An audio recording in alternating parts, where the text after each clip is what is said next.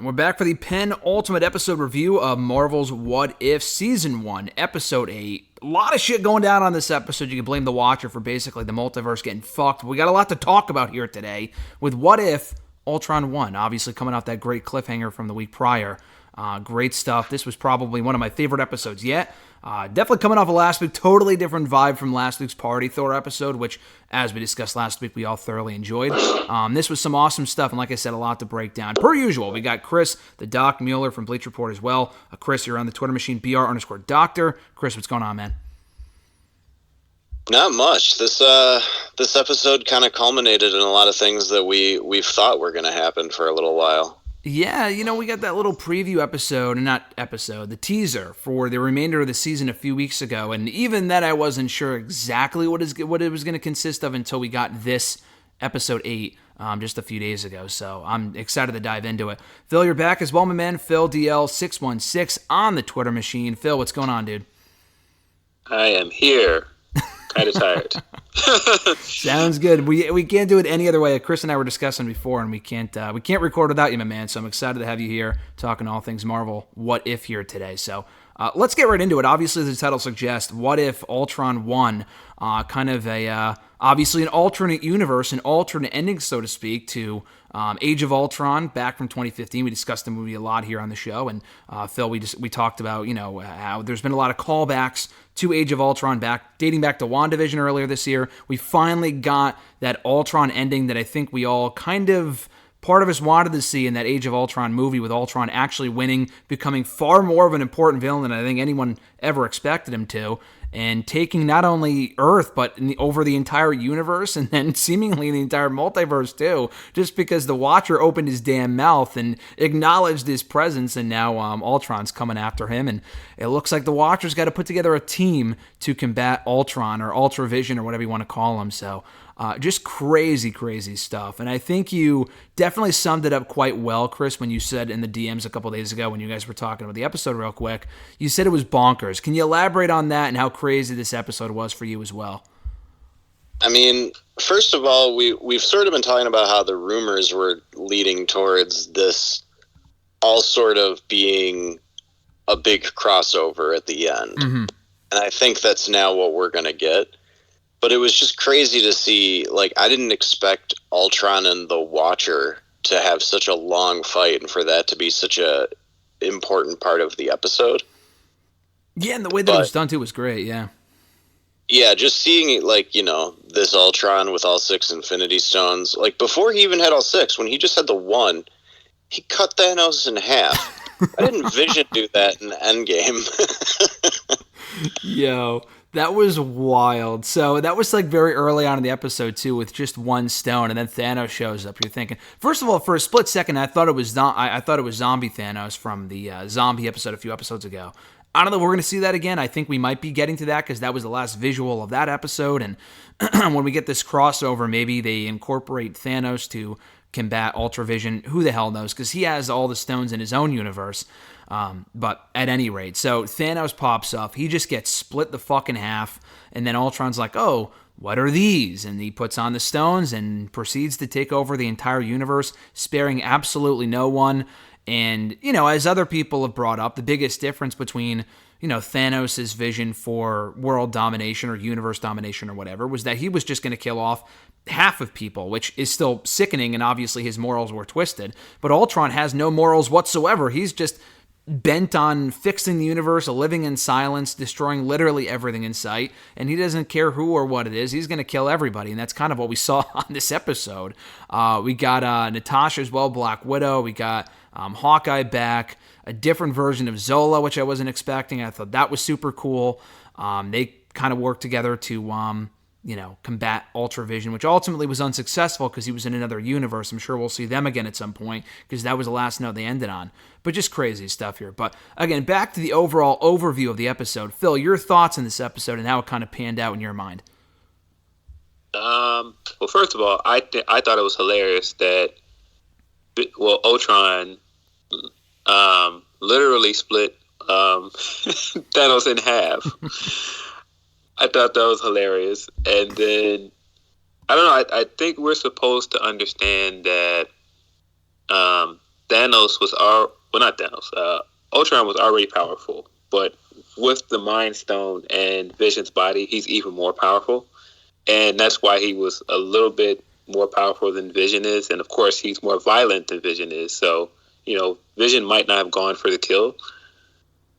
Yeah, no, it was interesting. So kind of going back to Age of Ultron for a second with Vision and with Ultron, was this what kind of people were hoping to see? Phil, I'll start with you as far as like Ultron is concerned and Vision and what they could have done with the stones. I mean, like he cut Thanos in half, so like you kind of you just talked about, Phil, why he didn't do this in the movie. But I think this was kind of what the version of Age of Ultron. Age of Ultron was a very good movie. We've talked about it before. Very underrated. A lot of callbacks to future movies and stuff like that.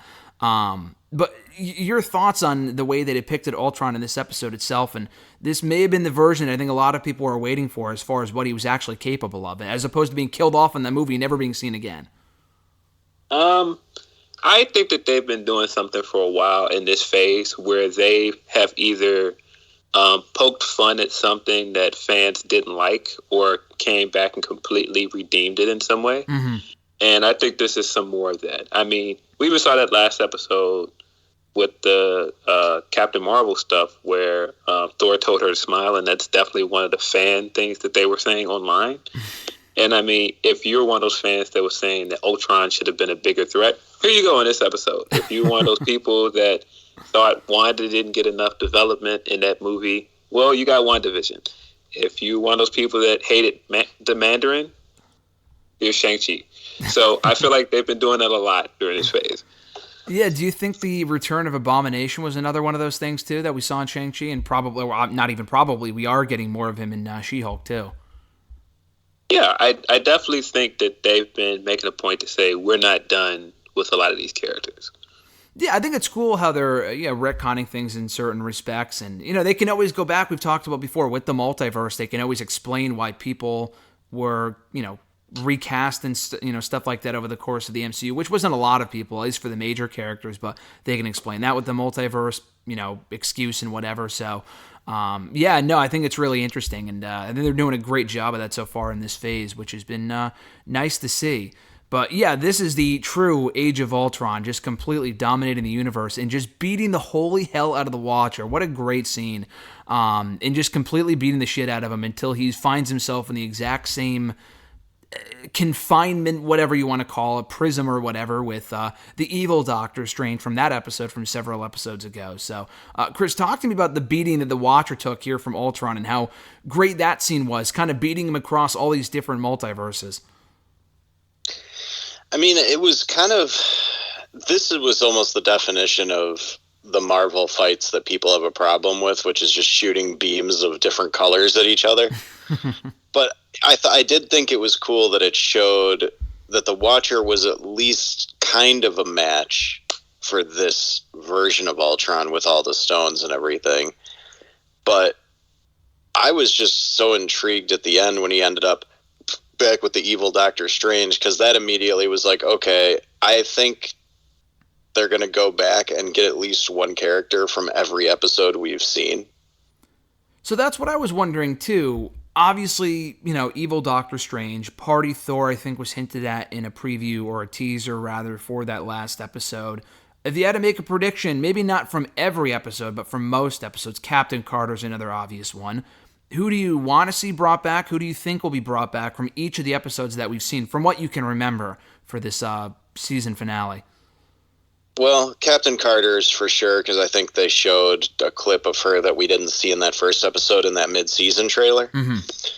I'm assuming the T'Challa Star-Lord will probably be one of them, and maybe he'll bring the other Ravagers, like that version of Thanos, and, that version of Okoye maybe as well.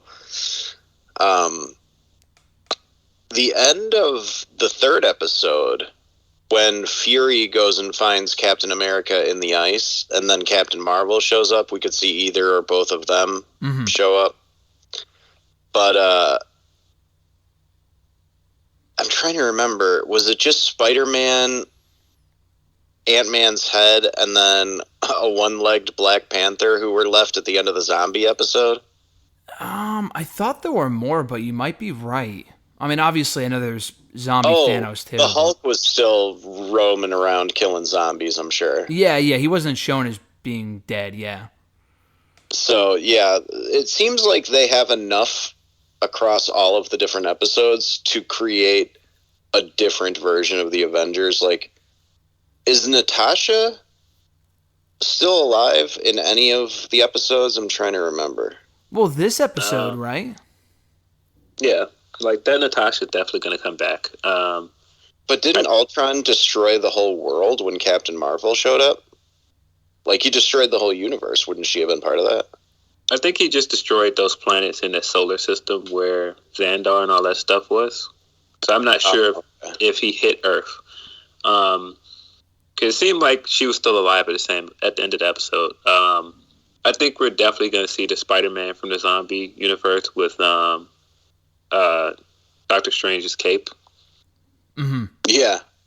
Or the head of Ant-Man with Doctor Strange's cape. Yeah.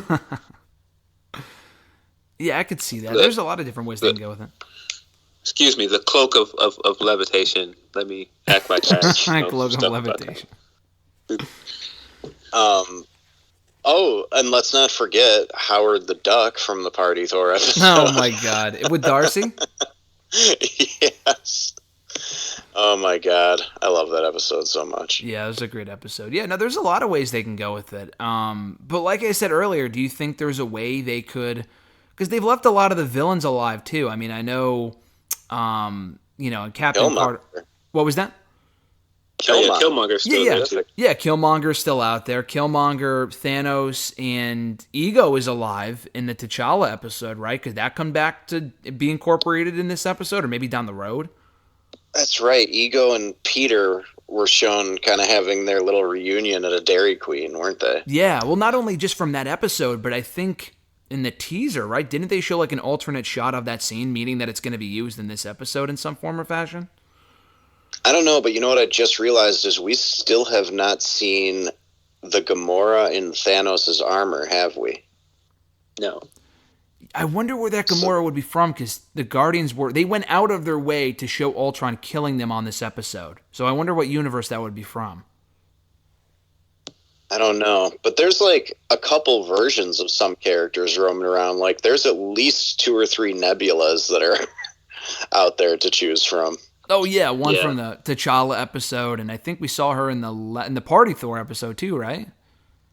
Yes, and then she was also in... Was she in any other ones? I thought there might have been at least one more, but definitely those two I know. But yeah, they could use her. Yeah, no, they can kind of form their own little Avengers. So yeah, no, I think it's cool. Whatever they're going for is awesome. I don't know how it's going to carry over in other seasons, or if they're going to continue the stories from the other episodes. I'm not exactly sure. But back to I get the feeling that what we saw at the end of Party Thor takes place after what we saw in this episode. So it's like now that he thinks the Watcher's gone or retreated or whatever, he's going to start going from universe to universe. And when he gets to the Party Thor universe, I feel like the Watcher will show up with all the other people that he's assembled at that point, and that's when we'll get the fight or something like that. So that's what I was thinking too. I figured that it took place after this episode. But then if that's the case, why was the Watcher shocked? Because they had the Watcher on that episode, he was shocked when Ultron showed up, blah, blah, blah. There's not multiple Watchers. I mean, obviously there's multiple Watchers, but as far as this one goes, it's the same one. Or is that in a different... They've established that all time's happening at once. So if that happened afterward, then wouldn't he have been aware of it or something? That's what confused me about it. Yeah, I don't know. The rules on that are very weird. Yeah. I think it surprised him because he was looking at something happening in one multiverse, and he wasn't expecting someone from another multiverse to come in and interfere. Because when we've seen him looking through that glass or whatever he's standing behind, like he's been in one fixed spot. So I'm assuming he's moving around and looking through different spots of the multiverse. Is that how it is explained that Ultron was able to take over? Because he's not like you said, he can watch different universes at once, maybe not everything at once. He is bound to miss something. Is that how this guy, I mean, he kind of referenced that he was like, oh, I've seen everything that will ever happen, blah, blah, blah, and this still happened, blah, blah, blah. Is that how, what the explanation is there? Is that he kind of took his eye off the ball for a moment, and that's why Ultron was able to, accomplish what he did? I'm assuming that it was so sudden he just didn't see that happening. It was kind of like one of those branches happening when the TVA is watching so many timelines at once, and it's just like this big multiverse destruction event, if you want to call it that, just happened randomly, and he just wasn't fast enough to see it happening. I did think it was interesting that they established that he is behind basically the glass that we see in the intro for the episode. Mm-hmm. And so every time we've seen him in the backdrop of an episode, that's why we don't see him completely physical, because he's behind that glass. And I mean, I'm saying glass for lack of better words. Yeah, that prism or whatever the hell you want to call it. Yeah, no, I thought it was cool how they established that. And we've talked before about how they've kind of slowly but surely been showing more of him in each episode that's passed, and building to this one, explaining where he's been this whole time. And I guess, the dumb question, I guess, but is that where he lives? Is that, I mean, I don't know from the Watcher from the comics, but is that kind of like his home center base or whatever the hell you want to call it for the Watcher, that is? Didn't he live in the moon in the comics? Yeah, I think some of them were on the moon. That's why I'm wondering. It seems like he's moving around outside of space and time and looking at things. Yeah. And that's why I was confused when Ultron smashed through and found him. Why did all the Infinity Stones still work? That's a good question. Yeah. I don't know. I mean, Marvel plays fast and loose with its own rules sometimes, so I'm sure they could give some half-assed explanation for it, but... Yeah, because I was wondering, wasn't it only like a couple of months ago they established in Loki that you could only use the stones within that universe, or was that just bullshit and they just were... Maybe, did they just say that and they were like, oh, they're just paperweights, when actually they weren't just paperweights and they could be used? I mean, were they actually powerless? That's what I'm getting at. I don't know. Maybe the ones that Loki found in that drawer were all fakes. Like, maybe we'll find out at some point that was all a big con to try and trick him. Mm-hmm. Like, maybe we'll make these things look completely powerless in comparison to us. Yeah, maybe they'll just retcon it. Maybe the stones don't work inside the no time zone where the TVA is. That's true. Yeah. Maybe that's what it is. Yeah. Yeah, it could just be that one area, and then everywhere else, I guess they're just their game. Can the Watcher be killed or no? He was getting the shit kicked out of him, but can he actually be killed or no? Yes. He can be, okay. Yeah, he's been killed in the comics. Oh, wow, okay. I was going to say, because he's acting all scared and shit.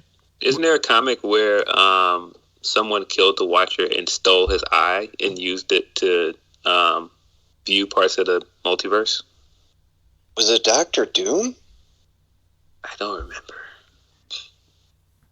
I know what you're talking about, and yeah, he has been killed before, and somebody has harnessed his abilities, but there are other Watchers, too. Like, this show hasn't really established that he's part of a race of people. It almost made him more of an omnipotent being than he was in the comics. But I don't know.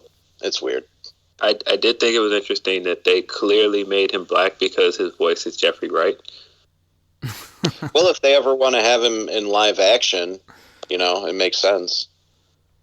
So, does this tie into the Watchers that we saw in Guardians 2 at all? Because those guys were on the moon, were they not? Yeah. I don't think they were supposed to be on our moon, were they? They were on a moon. Yeah, because that was when they were going through all, like, the 10,000 jumps they had to go through or whatever the fuck it was to get to Ego. They just pass a random one where Stanley's sitting there talking to him. Yeah, he's supposed to be of the same species as those guys. Okay, that makes sense. I figured there was the connection there, but that was a while ago, so I didn't know. But what was that? whether Stan Lee is actually a Watcher or not, I think, is the one thing that nobody can really confirm. Yeah, they never actually confirmed that, right? Although it would make sense. Yeah, I don't know. They probably are just like making Stan Lee his own weird character and not trying to base him on something. Yeah, that would make sense. I still think it would be hilarious if they got Mark Maron to replace him in the movies, and they just started having Mark Maron show up in places, because when they flashed back in Guardians of the Galaxy 2 and they showed Stan Lee looking like he looked in the 70s, it was basically Mark Maron. Yeah, it looked like Mark Maron. It did, yeah. That would be funny. So he could just start showing up in places and being like, "Hey, I'm Mark Maron, not Stan Lee." We had that moment in Infinity War, obviously, where Peter was on the cusp. They were on the cusp of actually defeating Thanos until he fucked up and he punched Thanos, and he was kind of like, a lot of people jokingly blamed him for Infinity, you know, the whole Endgame thing happening and whatever. Can the Watcher be blamed for the entire multiverse being in jeopardy? Because if he didn't open his damn mouth, we probably wouldn't have an issue here. So was him talking the big problem here, and that really caused everything? I guess that was the implication, right? I don't know. I think Ultron was aware anyway. So I think once he got all the stones, he was more of a threat than anything. I mean, if anything, you could say that all of this is Thanos' fault, because Thanos brought the Infinity Stones into the conflict. True. Yeah. He just showed up. He just expected to take the... I mean, I guess he wasn't expecting to get chopped in half or whatever, but, I mean, he had all the stones with him. Could he have not overpowered him real quick? I mean, I guess it happened so quickly. He didn't even have time to react, but he had the fucking 5 stones there. You think he would have made it a little easier than he did for himself to take that 6th stone, but I guess not, right? Thanos likes to monologue. He caught a monologue. But yeah, I mean, Ultron wouldn't even exist if he wouldn't have sent the Mind Stone to Earth in that scepter. True, yeah. So it is still his fault. So yeah, Thanos is. I guess he is the one to blame in this situation. Oh, that's interesting. Yeah, I forgot what I was going to ask you guys next, but one Easter egg before I get back to that general idea. When they were going through the different universes, when he was being beaten up, when the Watcher was getting beaten up by Ultron, we saw President Rogers. Was that Captain America, or was that Steve Rogers as president in some other universe? Was that what the implication was there? Yeah. What did they call him? Did they call him Steve? I thought it was Carson or something. It was some random name, right? I thought they called him. They called him. Okay. Yeah, I thought they called him Steve. I wonder if that's the universe where Fury went and got him out of the ice after all the Avengers are dead and Loki took over. Oh, okay. Ooh, maybe. Yeah.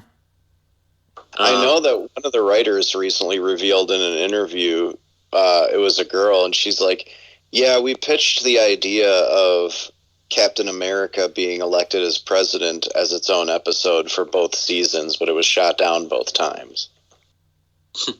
Yeah, that's straight out of comics. I think that's straight out of Ultimate Comics. Captain America becomes president. Okay.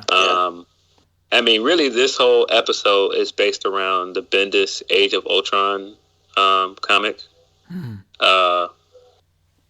I mean, loosely, but it's more similar to that comic that's called Age of Ultron. The other Easter egg I noticed was, did you notice when they were looking through those files that Professor Xavier was on one of the files?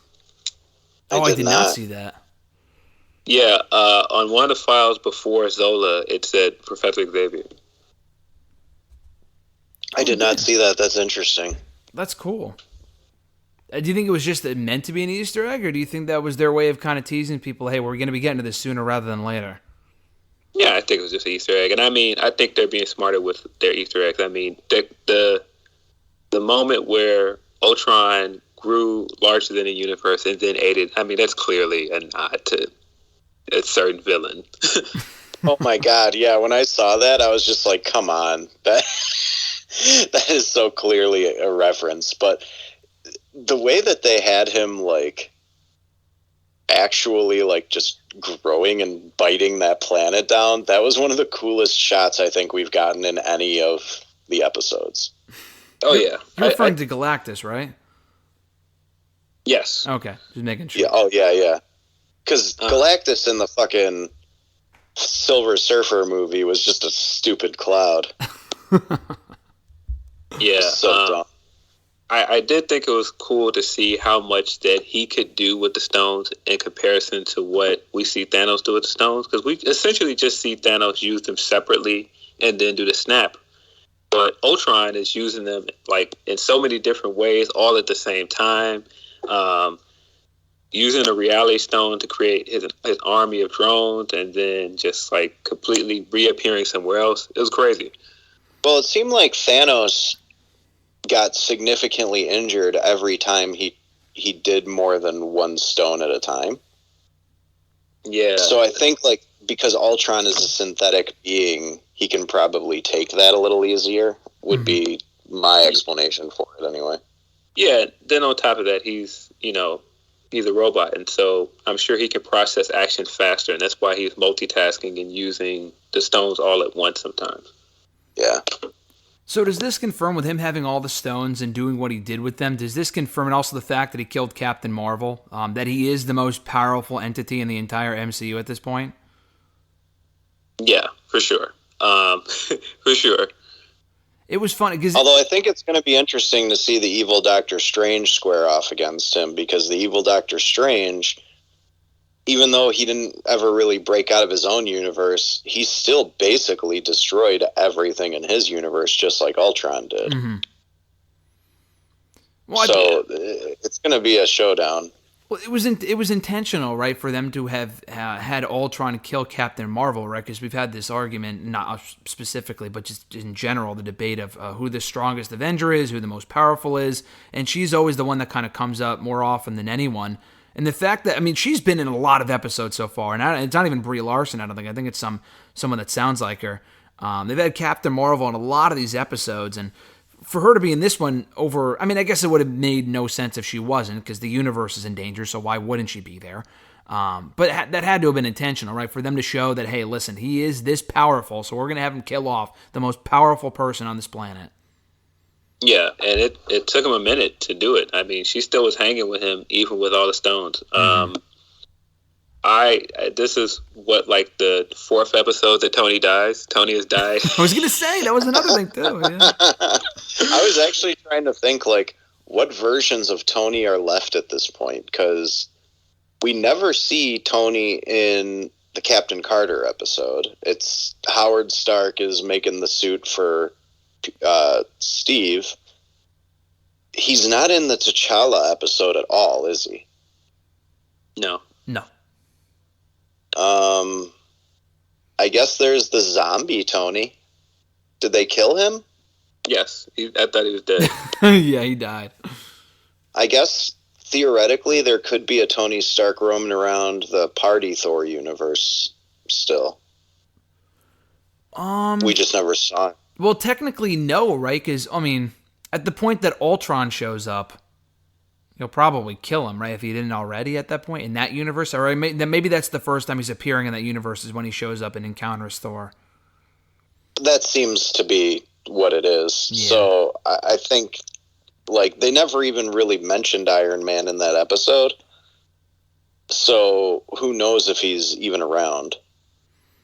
Yeah, I'm trying to think if Thor going the direction that they did with him would affect Tony at all, and I don't think it would. I don't think it would change anything. So, yeah, I mean, they could always bring him back in that universe now that Ultron has gone to that one. So, yeah, that's possible.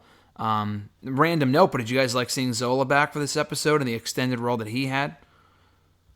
Yeah, I actually thought that was kind of funny. Yeah, I thought that stuff was great. I thought him immediately getting in the robot body, and then they immediately cut the legs off the robot. Like, no, we're not letting you roam around. Yeah, they weren't dumb baby faces, so to speak. Like, they didn't let them just, let them turn on him when they had the chance. But with that being said, so it brought up an interesting thought when I was watching this episode. Does that mean that there could be more Zolas out there? Because they made the note that, like, oh, no, you're the last version out there. Because we had seen the computer version of him that we saw here back in Winter Soldier. And, it was kind of, we were led to believe that was the only version of Zola left in that database or whatever the fuck. We haven't seen him since. Could this be implied here with what we saw in this episode? I mean, this is a different universe, I guess, but that there could be more Zolas out there, and they could always bring that character back in that same form with, in a different computer in a different part of the world or something like that? Yeah, for sure.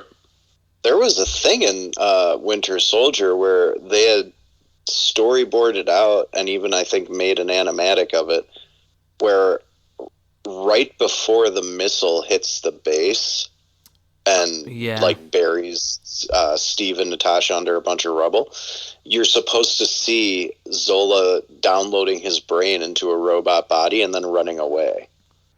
Well, didn't they plant the seeds for that in the first movie with the he had his papers or something when he was leaving the base in the first Captain America movie? Like, you see, I think it's actually, I don't even think it's a deleted scene. I think like in his papers, in his folder or whatever, he's collecting his shit, and on one of the papers is what you're talking about, that robot that he would eventually download himself into.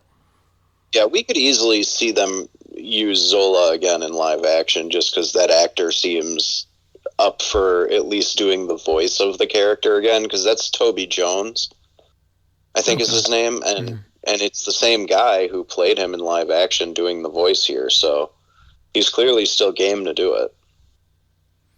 Yeah, no, I think he does a great job, and his voice is so synonymous with that character. I think it'd be great if we get to hear him again at some point. Kind of on that same note, I was surprised they couldn't get James Spader for this episode to reprise Ultron, unless it was James Spader, and it didn't sound like him. No, that wasn't him. Okay, I'm surprised they couldn't get him for it. Spader's a busy guy, but maybe he might be like Hugo Weaving, one and done, Yeah, that's. Did we hear him again after that, or no? No, I don't think we did. If we did, like, file footage from the actual movie. Yeah, maybe. Yeah. Speaking of Ultron again, did you guys notice that he kept lifting his helmet up in the same way that Iron Man does? And it's another nod that he does a lot of things that Tony does. Oh, wow. No, I didn't notice that. I didn't really connect it to Iron Man, but I know exactly what you're talking about with the little helmet flipping up to reveal Vision's face. That is kind of funny that they would put that in there as a reference to Iron Man. Because now that you say that, that does seem like an obvious nod that they threw in there. Yeah. I mean, he even used the piece in our timeline again. Yeah, so I'm pretty sure that was intentional. Yeah, it's pretty cool. I'm sure there's more Easter. I've only seen this episode once. I'm sure there's more Easter eggs that that if you go back and watch, you could probably catch. But did you guys notice anything from the universes that they went through? We talked about President Rogers, but in all the universes that they went through, did you guys see any like, oh, this was a reference to that or whatever? It all kind of seemed generic to me watching it, but I don't know if you guys noticed anything that I didn't. I mean, one of them looked kind of medieval, which Marvel had a whole medieval line. I think it was called like Marvel 1602 or something like that. Mm-hmm. Yeah. And so that probably was a reference to that. Nothing else necessarily stuck out to me as being an obvious nod to anything, though. Anything stand out to you, Phil, or no? Not off the top of my head. I was wondering what that planet was that they first landed on. It actually looked like a planet out of Star Wars. I just don't know what that planet was. That first planet they landed on when Ultron knocked the Watcher back out into the multiverse. Yeah. Where it's like it looked like a bunch of weird plant life that he sort of wipes out as soon as he lands. Yes. Yeah, I couldn't figure out what planet was that was that supposed to be. Was that supposed to be? No, that looked different. I was gonna say, do you think that was the same place where Strange went to find more power when he was trying to? What, episode 2 or 3? I thought they implied that was just somewhere on Earth. Yeah, that's why I was like, I don't think that was the same place. I couldn't figure out what it was because I rewound back to it a few times and I was like, yeah, I just don't know where they are. And just a random alien planet, probably. I think we've discussed this before, Chris, a long time ago, but could this be their way of doing a crossover with Star Wars? I don't think that's the case, but this has been long discussed. No, we're more likely to see Marvel crossover with DC than we ever will with Star Wars, honestly. You think so, even though they're owned by the same company? Yeah, because Star Wars, like, outside of a Lego cartoon type thing, the whole point of Star Wars is that it happens a long, long time ago. Like, they'd have to push the Star Wars timeline forward in order to make it, you know, like, oh, somebody from Star Wars shows up on modern day Earth, which would be the dumbest thing ever. Well, isn't in you know, in the multiverse they established that everything happens at once, right? So could they use that as the excuse? I mean, I guess there could be like a quick flash of, oh, maybe that character's holding a lightsaber, but I mean, there's enough glowy weapons in Marvel to where people might not even make that connection. Yeah. What about you, Phil? Any desire to see that whatsoever? No, not really. I know that they've done some stuff, like they've done Marvel Star Wars comics, but I don't think they're going to do a movie universe crossover. That was an actual comic? I didn't know that existed. They did Marvel Star Trek. I know they did. They do Marvel Star Wars? The wasn't Marvel doing Star Wars comics for a minute? Because I know they had the Vader comic that they published. Yeah, they have their own imprint of Star Wars. Did they ever cross over, though? No, I don't think they have. That's why I was saying I think that, you know, just them having the rights to use them in comics, because it used to be Dark Horse, right? Yeah, and then I think there was another company after Dark Horse that did it for a little while too. Image, maybe? Yeah, I can't remember, but yeah, I just think that, you know, there's stuff they might do in the comics before they do it in movies.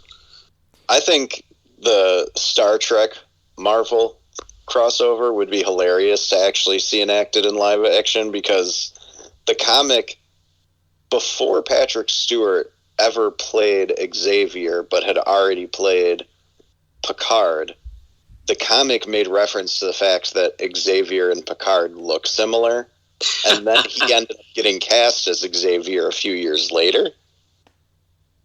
So I don't know. I think it would be hilarious, but I don't know. I don't want to see big franchises necessarily cross over like that.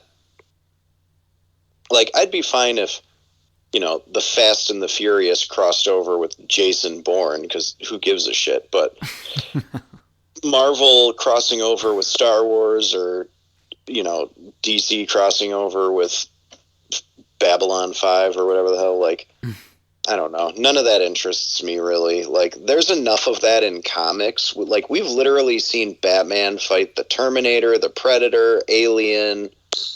Team up with the Power Rangers. Oh my God, that's right. The Teenage Mutant Ninja Turtles. Like, Batman alone has done enough crossovers with other properties to suffice. I think in the movies and the TV shows, they have more than enough of their own materials to sustain them for decades. They don't need all that other stuff. At the very least, can we get a Mark Hamill cameo at some point? I mean, didn't Mark Hamill already voice somebody in a Marvel thing once? I was thinking that too, but I thought that was The Mandalorian. Like, before, obviously he showed up in The Mandalorian season 2, but I thought he played like a robot or something on season 1. Probably. And I know he did a little alien character in, what was it, the Last Jedi? Yeah. One of those little alien things. He was the drunk alien who was putting the coins in BB-8 at the casino. Yep. Yeah. But I know that he's done some voices in Marvel cartoons. Like, he's known for the DC stuff, but I think he's done a few Marvel things too, like small things. But yeah, no, that makes sense. Yeah, he's a big, with the animation stuff too. But yeah, no, maybe at some point, I don't know. I'm just a big Mark Hamill guy, so obviously it doesn't have to be Luke Skywalker. Frankly, what they should do is, I'm pretty sure at some point in the Marvel movies, they've probably mentioned Star Wars. Like, it's probably exists in the Marvel universe as its own They movies. do, because in Spider-Man, right, when they're building the Death Star in Homecoming? That's right. Okay. So if Mark Hamill were to show up as Mark Hamill, that would make me so much happier than them casting Mark Hamill as some comic book character. No, yeah, no, I think that'd be cool. I think it would be more satisfying. I mean, they could get away with it. I mean, obviously he wouldn't show up as Luke Skywalker, but it's like with the Big Lebowski. Like they know the Big Lebowski, is an actual thing within the MCU, but then they have Jeff. yeah, exactly. Yeah, and then him in Iron Man 1. So there's cases. I mean, they've mentioned so many things, so many movies and shows, and you can make the connection and whatever. I mean, you're going to lose your mind if you make all the connections. But yeah, no, I think that'd be cool. Just a random thing, selfishly, that I would like to see at some point. But what I'm looking forward to seeing first next week, episode 9, the season finale. And there's going to be a bit of a break before the next show, that being Hawkeye, which I think is around Thanksgiving weekend. I think it's the weekend before or after. I think it's after, leading into Christmas, and I think that's a 6-episode show.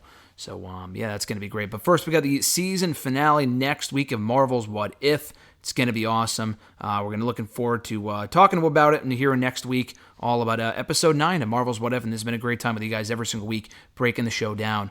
Chris, you're on the Twitter machine at BR_Doctor. Phil, you're on Twitter at PhilDL616.